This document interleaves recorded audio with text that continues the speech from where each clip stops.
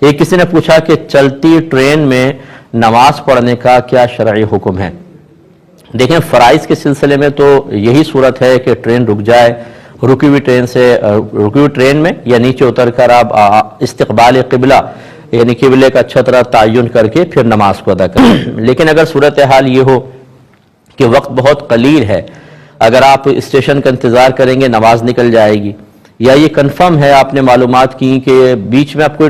Station آئے گا ہی نہیں اور نماز نکل جائے گی، تو پھر آپ چلتی ٹرین میں نماز پڑھ سکتے ہیں ایسی صورت میں، اور اس میں پھر لوٹانے کی حاجت بھی نہیں ہے، آپ کی نماز بالکل ہو جائے گی۔ یہ اختلافی مسئلہ ہے، بعض لوگ اس میں اختلاف رکھتے ہیں، ہم ان کی رائے کی بھی قدر کرتے ہیں، لیکن ہمارے نزدیک اگر تو اتر کر نماز پڑھنا ممکن ہو تو یہی افضل ترین صورت ہے اور یہی بہتر صورت ہے اور یہی صحیح صورت بھی ہے، لیکن مجبوری کی صورت میں رعایت ملتی ہے، لہذا ہم چلتی ٹرین میں ایسی صورت میں کہ جب اترنا ممکن نہ ہو، نماز نکل جانے کا خوف ہے، ہم یہ اجازت دیتے ہیں کہ آپ نماز پڑھ بھی سکتے ہیں، استقبال قبلہ کا دھیان کریں، اگر کر سکتے ہوں تو اگر وہ بالکل تعین نہیں ہو رہا تحری کر لیں، یعنی دل میں سوچیں کس طرف قبلہ ہوگا، اور پھر اگر کھڑے ہو کر پڑھ سکتے ہیں کھڑے ہو کر، ورنہ اگر زیادہ ہچکولے لے رہی ہے تو بیٹھ کے بھی نماز ادا کر سکتے ہیں اور اس کو لوٹانے کی کوئی حاجت بھی نہیں ہوگی۔ یہ کہتے ہیں کہ ہمارے یہاں بچے کی پیدائش کے 1.25 مہینے تک عورت کو ناپاک سمجھا جاتا ہے، اسے آرام کرایا جاتا ہے، اگر وہ کچن میں چلی جائے تو اس کو ناپاک تصور کرتے ہوئے کچن نہ صرف دھویا جاتا ہے بلکہ دیواروں پہ نیا کلر کروایا جاتا ہے، پھر 40 دن کے بعد وہ نہا کر نارمل زندگی گزارتی ہے، کیا حکم شرع ہوگا؟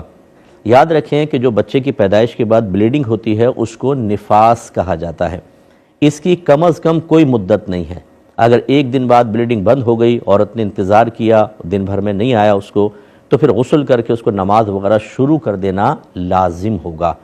اب اگر 40 دن کے اندر دوبارہ آ گیا تو کوئی بات نہیں، جتنے بیچ میں دن گزرے ہیں وہ سب کے سب ناپاکی میں ہی شمار ہوں گے، لیکن چونکہ عورت کو نہیں معلوم تھا، اس نے اپنے آپ کو پاک گمان کیا، اس میں اگر وہ نماز پڑھتی ہے یا روزے رکھتی ہے تو کوئی گناہگار نہیں ہوگی۔ اور فرض کر لیں کہ اگر اس نے یہ 1-2 دن میں بند نہیں ہوا بلکہ لگاتار چلتا رہا حتیٰ کہ پورے 40 دن تک چلا تو یہ 40 دن نفاس ہوگا۔ اب اگر فرض کر لیں کہ پہلا بچہ پیدا ہوا تھا، 10 دن کے اندر یہ نفاس بند ہوا، تو یہ سمجھ لیں اس عورت کی عادت کہلاتی ہے، اس کو نوٹ کر لینا چاہیے جب پہلا بچہ پیدا ہو، یا جو بھی اور بہنوں کے بھی جیسے اگر جو پچھلے سال بچہ پیدا ہوا اس کی تاریخ نوٹ کر لیں، دن نوٹ کر لیں کتنے دن نفاس آیا تھا۔ اب فرض کر لیں اگلے بچے کی پیدائش پر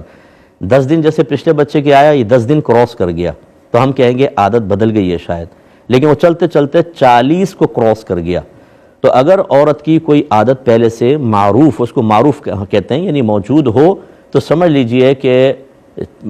10 دن ہے نفاس ہوگا، باقی تمام دن جو ہے وہ بیماری کا خون ہوگا۔ اس کا مطلب کیا ہوا کہ 10 دن کی نمازیں تو اس کو بالکل نہیں پڑھنی کیونکہ وہ تو ناپاکی کے تھے، لیکن جب 10 دن کے بعد 40 دن کو خون کراس کر گیا تو ثابت ہو گیا کہ 10 دن صرف نفاس تھا، باقی سب بیماری کا خون تھا، لہذا ان تمام دنوں کی نماز قضا کرے گی۔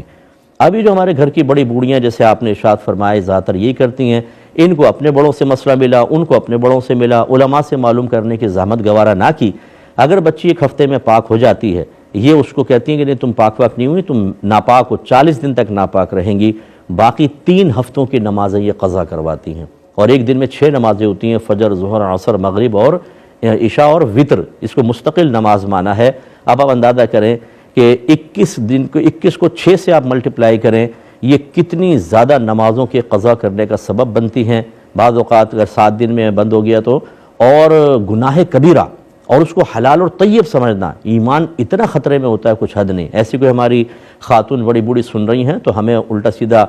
سنانے کے بجائے اپنی آخرت کی فکر کریں، کیونکہ عنقریب آپ فوت ہوں گی، جس کو آپ نے گناہ میں لگایا،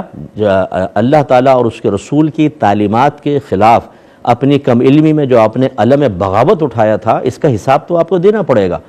تو اس لیے اللہ کی بارگاہ میں توبہ کریں اور اپنے گھر سے اس بدعت کو باہر نکالیں۔ ایسی بچی کا ظاہر بالکل پاک ہوتا ہے، یہ ایسی نجاست نہیں ہے کہ چھٹ کر لگ جائے، یہ آٹا گون سکتی ہیں، کھانا بنا سکتی ہیں، جہاں چلیں گی وہ پاک رہے گا جگہ۔ اس طرح جو لباس پہنا ہوا ہے اگر اس پہ بلڈ وغیرہ نہیں لگا وہ لباس بھی پاک کہلائے گا۔ تو یہ مطلب یہ کہ خرافات ہم کر رہے ہوتے ہیں۔ میں نے پہلے بھی گزارش کی تھی آپ میری کتاب لیں، طہارت کے مسائل و احکام، بیسٹ بک ہے، آسان ہے، عام فہم ہے، یہ اپنے گھر میں رکھیں، اس میں تمام یہ مسائل موجود ہیں۔ ایک